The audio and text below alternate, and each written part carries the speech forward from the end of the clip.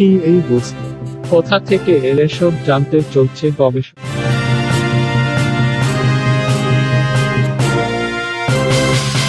পাথরের নাম ভিক্টিয়া। 1996 সালে প্রথমবার এমন উজ্জ্বল পাথর মিলেছিল মিশরেই। বিশ্বের প্রথম মহিলা গণিতজ্ঞ ও মহাকাশ বিজ্ঞানী ছিলেন ভিক্টিয়া। তার নামেই পাথরের নামকরণ করা হয়েছিল। কিন্তু রহস্যজনক এই বস্তুগুলি সম্পর্কে আজও কৌতূহল কমেনি। সম্প্রতি বিশেষজ্ঞরা জানিয়েছেন এই পাথরের ভিতরে আছে তরল পদার্থ। এ ধরনের বস্তু আগে কখনো মেলেনি। সম্ভবত অন্য কোনো গ্রহ থেকে ছিটকে এসেছে এসব ভূবিজ্ঞানীদের দাবি।